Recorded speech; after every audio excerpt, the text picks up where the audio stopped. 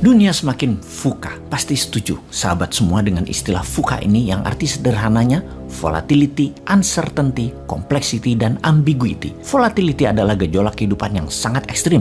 Uncertainty adalah ketidakpastian. Complexity adalah kerumitan yang parah, dan ambiguitas adalah punya banyak maksud, punya banyak arti. Tidak ada kejelasan. VUCA terjadi karena bermacam disrupsi atau kondisi di mana terjadi inovasi yang menyebabkan perubahan besar-besaran secara ekstrim ke dalam sistem yang baru. Kata disrupsi pada model bisnis baru misalnya, baru sah jika memenuhi juga unsur less government involvement atau berkurangnya campur tangan pemerintah dan regulator. Sistem baru yang lebih ringkas, mudah, dan murah. VUCA di dunia saat ini terdisrupsi model bisnis yang terparah adalah karena perang militer, perang cuaca, perang informasi, perang dagang, dan banyak lagi yang terjadi di dunia sekarang atas nama negara, atas nama wilayah, atas nama ideologi, dan berbagai alasan lainnya yang menyebabkan manusia menjadi serigala bagi sesama manusia. Kita detailkan lagi penyebab VUCA, biological warfare, yaitu perang biologi virus Wuhan misalnya, perang obat-obatan big farmasi dunia, perang militer di Ukraina, dan beberapa negara di Timur Tengah, perang pangan, efek terganggunya jalur pangan dan perubahan iklim karena perang cuaca. Selanjutnya, kita semua tahu ada 3 gempa besar disrupsi ekonomi terjadi dalam 3 tahun terakhir yang mempercepat banyak hal berubah. Salah satunya karena berubahnya model bisnis, yaitu karena perubahan perilaku generasi digital, yaitu generasi milenial dan zilenial, disrupsi teknologi, dan disrupsi pandemi. Semua ini merubah cara bertindak dan berpikir umat manusia yang harusnya atau biasanya perubahan itu terjadi dalam hitungan dekade bahkan ratusan tahun. Namun sekarang itu bisa terjadi hanya dalam hitungan bulan. Semua bisa bergeser, semua berubah dengan drastis. Di atas semua itu, ada yang harus berubah mengikuti disrupsi dan pengendalian VUCA, yaitu cara bernegaranya. Sekali lagi kita tekankan, cara bernegara harus juga didisrupsi, diubah dengan drastis, jadi lebih efisien, lebih ringkas, lebih taktis. Sungguh akan sangat berbeda cara bernegara ke depan untuk bisa mengikuti berbagai disrupsi penyebab VUCA agar sebuah negara menjadi negara berdaulat, stabil,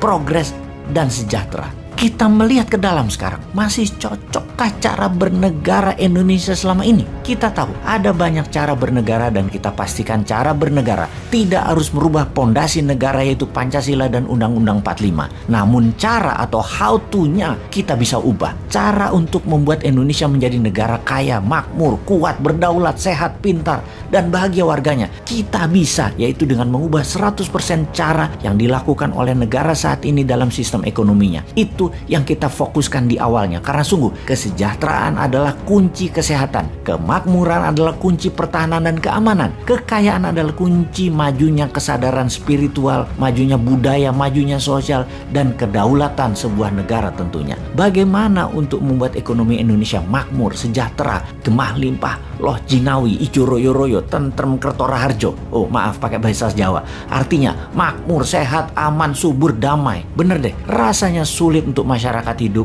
menjalankan ibadah spiritual, mencari kebahagiaan kalau perut lapar, berpenyakit, hartanya dijajah, dan menjalankan kehidupan sehari-hari, barang-barang serta jasanya bergantung dari negara dan bangsa lain. Karena itu kita harus mempelajari banyak hal di dunia luar sana sebagai pengetahuan atas apa yang terjadi di berbagai wilayah dan apa yang terjadi di tanah air karena pengaruh di luar sana. Kemudian menyusun apa yang akan kita lakukan agar yang negatif tidak terjadi kepada masyarakat kita, yang terbaik terjadi pada kita, yang kita bawa keluar sebagai pemain besar dalam global player di dunia, dalam pengaruh positif tentunya. Kita rincikan. Kita tengok negara Nordik. Mengapa mereka kaya? Mengapa dengan jam pelajaran yang pendek, bahkan hanya sekolah 4 hari dalam seminggu yang mulai diterapkan segera, juga tidak ada PR, lebih banyak vokasinya daripada akademinya, dari pendidikan SMA ke bawah. Ternyata membuat masyarakatnya jadi handy, ringan tangan, dan terampil, serta produktif. Kita menengok Inggris, kuat dalam bidang akademi, juga kuat dalam kegiatan ekstrakurikuler yang ditiru oleh India, Amerika, Singapura, Australia. Semua meniru Inggris, cara pendidikan sekolahnya, setidaknya SMA ke bawah.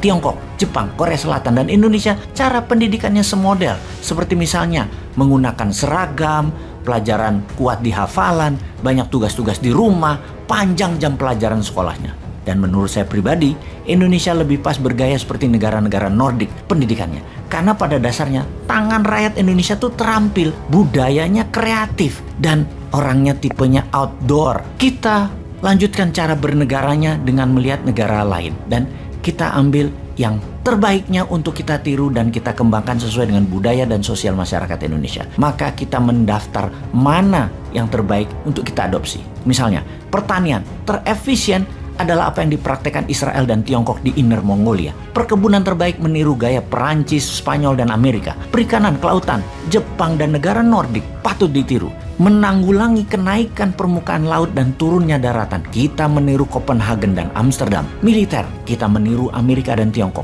Soft power, entertainment, musik, film, budaya, meniru Korea Selatan dan Hollywood. Teknologi, meniru Tiongkok dan Amerika. Jalur distribusi dan produksi, meniru Tiongkok. Taktik perang wilayah, meniru NATO.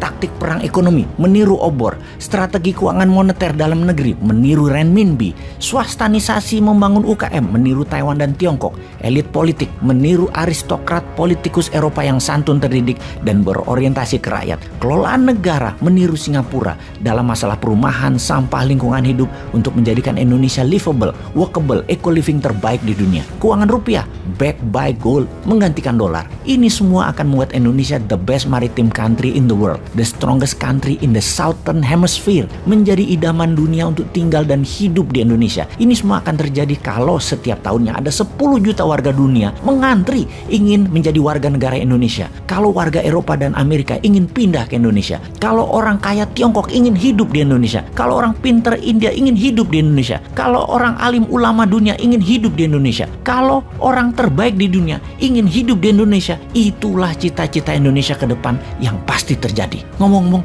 siapa yang akan menjadikan impian ini menjadi kenyataan? Old mind atau new mind ya? Silahkan dipikir-pikir dan dipilih deh.